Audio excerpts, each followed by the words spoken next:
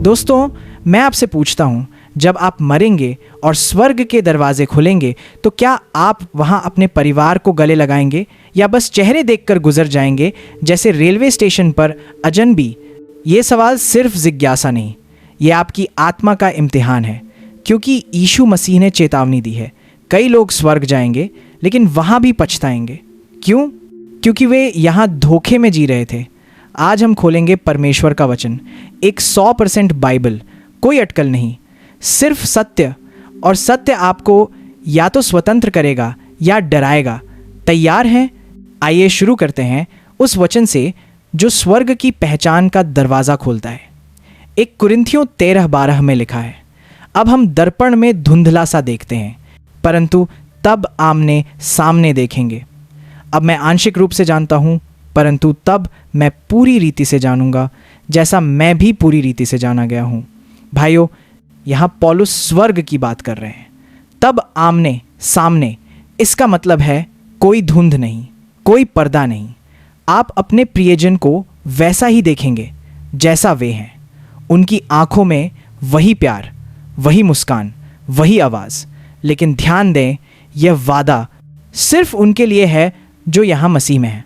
कल्पना कीजिए, आपकी दादी जो आपको गोद में लेकर लोरी सुनाती थीं, स्वर्ग में आप उन्हें देखेंगे। लेकिन अगर वे मसीह को नहीं जानती थीं, अगर उन्होंने यीशु को ठुकराया था, तो क्या होगा? बाइबल चुप नहीं है। मत्ती 7:21-23 में यीशु कहते हैं, मुझसे हे प्रभु कहने वाला हर एक स्वर्ग के राज्य में प्रवेश न करेगा, परंतु वही जो मेरे स्वर्गीय पिता की इच्छा पर चलता है। दोस्तों, ये डरावना है, आपका परिवार, आपका खून। लेकिन अगर वे परमेश्वर की इच्छा पर नहीं चले तो स्वर्ग में मिलन नहीं, सिर्फ पछतावा। रुकिए, सोचिए, आपकी पत्नी जिसके साथ आपने 25 साल बिताए, हर सुख दुख में साथ, लेकिन अगर उसने मसीह को ग्रहण नहीं किया तो स्वर्ग में आप उसे देखेंगे भी नहीं, क्योंकि स्वर्ग सिर्फ मसीह के लोगों का घर है। यूहन्ना 14:6 में यीशु कहते हैं, मार्ग और सत्य और जीवन मैं ही हूँ, कोई मेरे बिना पिता के पास नहीं पहुँचता। कोई रिश्ता, कोई संस्कार, कोई नेकी, सिर्फ यीशु। अब एक और गहरा रहस्य, लूका 16:19-31 की दृष्टांत, अमीर आदमी और लाजर। अमीर आदमी नर्क में, लाजर अब्राहम की गोद में। दोनों एक दूसरे को देखते हैं, पहचानते हैं। अमीर आदमी अब्राहम से कहता है, मेरे 5 भाइयों को चेतावनी भेजो। मतलब मृत्यु के बाद भी यादें बाकी हैं, रिश्ते बाकी हैं, लेकिन मिलन नहीं, सिर्फ दूरी, अनंत दूरी। ये चेतावनी है। आज प्रचार करो अपने परिवार को, आज गवाही दो, कल देर हो जाएगी। दोस्तों, स्वर्ग में पहचान सिर्फ चेहरों की नहीं, आत्माओं की है।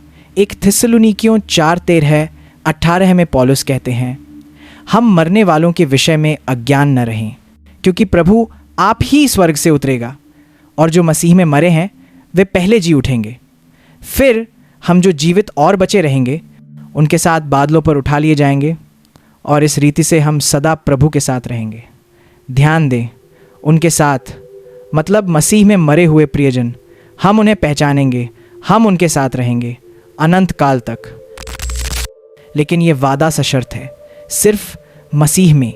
अगर आपका बच्चा, आपका भाई मसीह से बाहर मरा तो मिलन नहीं, सिर्फ विरह। सोचिए, आप स्वर्ग में खुश, लेकिन आपकी माँ नर्क में, आप उसे देख भी नहीं सकते। ये दर्द अनंत है। इसलिए आज इसी पल घुटने टेको, प्रार्थना करो अपने परिवार के लिए। आइए एक और आयत, प्रकाशित वाक्य 21:4 में लिखा है, वह उनके आंसुओं को पोंछ डालेगा, और फिर मृत्यु न रहेगी, न शोक, न विलाप, न पीड़ा। स्वर्ग में कोई आंसू नहीं। लेकिन अगर आपके प्रियजन वहाँ नहीं, तो क्या आप सच में खुश रह पाएंगे? बाइबल कहती है वहाँ सारी यादें मिटा दी जाएंगी। नहीं, बाइबल ये नहीं कहती, बल्कि लूका 16 से पता चलता है यादें बनी रहती हैं। इसीलिए आज अपने परिवार को मसीह तक ले आओ। दोस्तों, ये सिर्फ शुरुआत है। अब हम और गहराई में जाएंगे। स्वर्ग में रिश्ते कैसे बदलेंगे? क्या शादी रहेगी? क्या माता पिता का रिश्ता रहेगा? बाइबल क्या कहती है? अगले सेगमेंट में खोलेंगे। लेकिन अभी कमेंट में लिखो, आप अपने परिवार के लिए क्या कर रहे हो उनकी उद्धार के लिए? क्या आप रोज़ प्रार्थना करते हो? शेयर करो। और अगर ये बात आपके दिल को छू रही है तो लाइक करो, सब्सक्राइब करो, क्योंकि अगला भाग और गहरा होगा। अब हम देखेंगे स्वर्ग में रिश्तों का नया आयाम।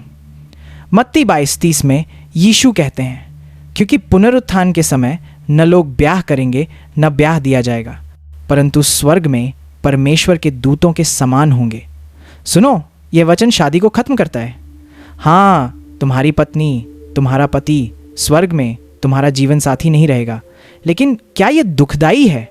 नहीं, क्योंकि वहाँ प्यार का स्तर ऊंचा होगा।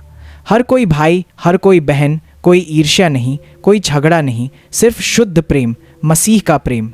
कल्पना करो, तुम अपनी पत्नी को देखते हो, लेकिन अब वह तुम्हारी पत्नी नहीं, वह मसीह की दुल्हन है। तुम भी मसीह के दुल्हे हो। तुम दोनों एक दूसरे को देखकर मुस्कुराते हो, क्योंकि अब तुम्हारा रिश्ता खून का नहीं, आत्मा का है, अनंत काल का। कोई तलाक नहीं, कोई अलगाव नहीं, सिर्फ एकता, परमेश्वर में एकता। लेकिन रुकिए, क्या इसका मतलब माँ बाप का रिश्ता भी खत्म? नहीं। बाइबल कहती है हम अपने प्रियजनों को पहचानेंगे, लेकिन रिश्ते बदल जाएंगे। जैसे दाऊद ने अपने मरे हुए बच्चे के बारे में कहा 2 शमूएल 12:23 में, मैं उसके पास जाऊंगा परंतु वह मेरे पास ना आएगा। दाऊद को पता था स्वर्ग में मिलन होगा, लेकिन अब वह बच्चा उसका बेटा नहीं, परमेश्वर का पुत्र होगा। और दाऊद भी, दोनों बराबर, दोनों राजकुमार परमेश्वर के सिंहासन के सामने। सोचो, तुम्हारा बेटा जो कैंसर से मरा, तुम उसे गोद में उठाओगे, लेकिन अब वह बच्चा नहीं, वह परिपक्व, चमकदार, यीशु के समान। और तुम कहोगे मेरा बेटा, और वह कहेगा मेरा पिता। लेकिन अब यह रिश्ता पवित्र है, कोई कमजोरी नहीं, कोई बीमारी नहीं, सिर्फ महिमा। अब एक गहरा सवाल, क्या स्वर्ग में हम अपने उन प्रियजनों को याद करेंगे जो नर्क में हैं? बाइबल चुप नहीं। प्रकाशित वाक्य 14:10-11 में लिखा है, वह परमेश्वर के क्रोध की मदिरा पिएगा और पवित्र दूतों के और मेमने के सामने धुएं की पीड़ा में सदैव यातना पाएगा। सदैव मतलब अनंत काल तक। अब सोचो, तुम स्वर्ग में, तुम्हारी माँ नर्क में, क्या तुम उसे भूल जाओगे? बाइबल कहती है परमेश्वर हर आंसू पोंछ देगा। लेकिन कैसे? शायद यादें मिटाकर? नहीं, बाइबल ये नहीं कहती, बल्कि वह हमें इतना आनंद देगा कि दुख गौण हो जाएगा। जैसे यीशु ने क्रूस पर दुख सहे, लेकिन अब स्वर्ग में आनंद है। दोस्तों, ये चेतावनी है। आज अपने परिवार को चेताओ, आज प्रचार करो, क्योंकि कल देर हो जाएगी। यूहन्ना 3:16 में लिखा है, क्योंकि परमेश्वर ने जगत से ऐसा प्रेम रखा कि उसने अपना इकलौता पुत्र दे दिया, ताकि जो कोई उस पर विश्वास करे वह नाश न हो, परंतु अनंत जीवन पाए। यह वादा तुम्हारे लिए है, तुम्हारे परिवार के लिए है, लेकिन विश्वास चाहिए आज। आइए अंतिम आयत। एक यूहन्ना 3:2 में लिखा है, प्रिय भाइयों, अब हम परमेश्वर की संतान हैं और अभी तक ये प्रकट नहीं हुआ कि हम क्या कुछ होंगे। हम जानते हैं कि जब वो प्रकट होगा तो हम उसके समान होंगे, क्योंकि हम उससे वैसा ही देखेंगे जैसा वह है। हम यीशु जैसे होंगे, और जब हम यीशु जैसे होंगे तो एक दूसरे को पूरी तरह पहचानेंगे। कोई गलती नहीं, कोई भ्रम नहीं, सिर्फ सत्य। अब कल्पना का अंतिम दृश्य, स्वर्ग का द्वार। तुम अंदर जा रहे हो, सामने तुम्हारी माँ, तुम्हारा पिता, तुम्हारा बच्चा, सब चमक रहे हैं, सब यीशु के समान। तुम दौड़ते हो, गले लगाते हो, रोते हो, लेकिन आनंद के आंसू। और यीशु मुस्कुराता है, कहता है, अच्छा किया तुमने उन्हें मेरे पास लाया। लेकिन अगर तुमने नहीं लाया, अगर तुमने चुप रहे, तो द्वार के बाहर अंधेरा, चीखें, और तुम अंदर अकेले।